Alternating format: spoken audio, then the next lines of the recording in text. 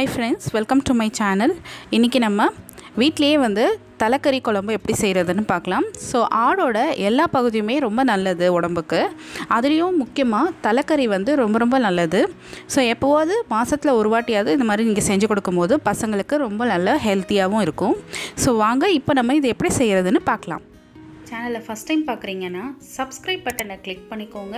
அப்படியே பக்கத்தில் இருக்கிற பெல் பட்டனையும் கிளிக் பண்ணிக்கோங்க. அப்போ தான் நான் போடுற உடனுக்குடன் நோட்டிஃபிகேஷன் வரும்.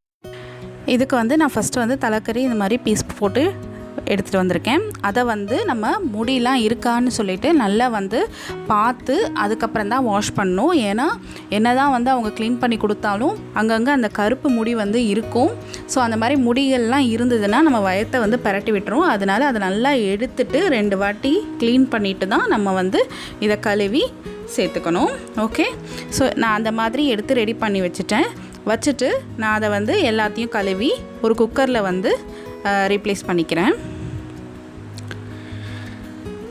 இது கூட வந்து கொஞ்சமாக தண்ணி வந்து சேர்த்துக்கோங்க. தண்ணி வந்து ரொம்ப மூழ்கிற அளவுக்குலாம் சேர்க்கணும்னு அவசியம் இல்லை, லைட்டாக சேர்த்துக்கிட்டால் போதும். ஏன்னா அதுவே வந்து தண்ணி விடும். ஸோ லைட்டாக வந்து சேர்த்துக்கோங்க. அது கூட வந்துட்டு கொஞ்சமாக கல்லுப்பு வந்து சேர்த்துக்கோங்க. கறிக்கு ஏற்ற அளவுக்கு உப்பு வந்து சேர்த்துக்கோங்க. மஞ்சத்தூள் வந்து 1/4 டேபிள் ஸ்பூன் அளவுக்கு சேர்த்துக்கோங்க. இப்போ இதை வந்து நம்ம விசில் வச்சுட்டு வந்துடலாம். உங்கள் சௌகரியத்துக்கு ஏற்ற மாதிரி நீங்கள் விசில் வச்சுக்கோங்க. நாங்கள் வந்து ஒரு 10லேருந்து 11 விசில் வந்து வச்சுருக்கோம். இதுக்கு நான் வந்துட்டு 2லேருந்து 3 டேபிள் ஸ்பூன் அளவுக்கு இஞ்சி பூண்டு விழுது வந்து இடித்து வச்சுருக்கேன். அதுக்கப்புறம் 1 டேபிள் ஸ்பூன் அளவுக்கு சோம்பு வந்துட்டு ட்ரை ரோஸ்ட் பண்ணி இதை நம்ம தேங்காயில் போட்டு அரைச்சி எடுக்கணும். இது கூட வந்துட்டு நம்ம வேணும்னா பட்டை லவங்கம் சேர்த்து ட்ரை ரோஸ்ட் பண்ணி இதோட சேர்த்துக்கலாம். இல்லை உங்ககிட்ட கரம் மசாலா அதிகமாக நீங்கள் சேர்க்க போகிறீங்க அப்படின்னா இதை வந்து அவாய்ட் பண்ணிக்கலாம். ஸோ நான் இதுலேயும் வந்து சேர்க்குறனால நல்லா வந்து மணமாக இருக்கும் குழம்பு. அதனால் இதை நம்ம 1 கப் தேங்காவோடு சேர்த்து அரைச்சி எடுத்துகிட்டு வந்துடலாம். இப்போ வந்து விசில் விட்டாச்சு. பாருங்கள், நல்லா வந்து வெந்து வந்திருக்கு நமக்கு. அதுவே நல்லா தண்ணி வந்து விட்டுருக்கு பாருங்கள். ஸோ நம்ம எக்ஸ்ட்ராவாக தண்ணி சேர்க்கவே வேண்டாம், இதுவே கரெக்டாக இருக்கும். ஸோ இது வந்து ஒரு பக்கம் இருக்கட்டும். நம்ம வந்து மசாலா ரெடி பண்ணலாம். ஒரு கடாய் எடுத்துக்கோங்க. ஒரு 2 டேபிள் ஸ்பூன் அளவுக்கு எண்ணெய் வந்து ஊற்றிக்கோங்க. எண்ணெய் சூடானோன்னா கடுகு கருவேப்பிலை சேர்த்துக்கோங்க.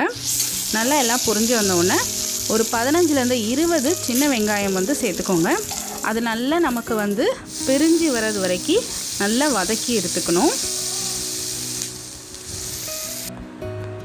இப்போ இதை நல்லா வதங்கி வந்துருச்சு. ஸோ இதோட வந்து நான் 2 டேபிள் ஸ்பூன் அளவுக்கு இஞ்சி பூண்டு அதை வந்து நான் சதைச்சி எடுத்து வச்சுருக்கேன். அதை வந்து சேர்த்துக்கோங்க. நீங்கள் பேஸ்ட்டாக கூட சேர்த்துக்கலாம், உங்களோட விருப்பம்தான். ஆனால் இந்த மாதிரி சேர்க்குறதே பெஸ்ட்டு. ஸோ இதோட பச்சை வாசனை போகிற அளவுக்கு நல்லா வந்து வதக்கிக்கோங்க. ஓரளவுக்கு போனதுக்கப்புறம் இதில் நான் 2 தக்காளி வந்து நல்லா பழுத்த தக்காளியாக வந்து சேர்த்துருக்கேன். அதையும் குட்டி குட்டியாக கட் பண்ணிவிட்டு இதோட சேர்த்து நல்லா வதக்கி எடுத்துருங்க. எல்லாமே சேர்ந்து நல்லா நமக்கு வதங்கி வந்ததுக்கப்புறமா தான் நெக்ஸ்ட் இன்க்ரீடியன்ட்ஸ் நம்ம சேர்க்கணும். ஸோ இப்போ நல்லா வதங்கி வந்துருச்சு. ஸோ இதோட வந்துட்டு நான் கறி வந்து சேர்க்குறேன். அதில் தண்ணியை மட்டும் அப்படியே வச்சுருங்க, கீழே ஊற்றிடாதீங்க. அந்த தண்ணி வந்து நமக்கு தேவை. ஸோ வெறும் கறியை மட்டும் தண்ணியை ட்ரெயின் பண்ணி அழகாக எடுத்துருங்க. எடுத்து நம்ம இது மாதிரி பண்ணும்போது மசாலாவோடு நமக்கு வந்து நல்லா வந்து அது மிங்கிள் ஆகி வரும். அதனால தான் இந்த ஸ்டெப் பண்ணுறோம். ஸோ இதை வந்து நல்லா வந்து மிக்ஸ் பண்ணி விட்டுக்கோங்க.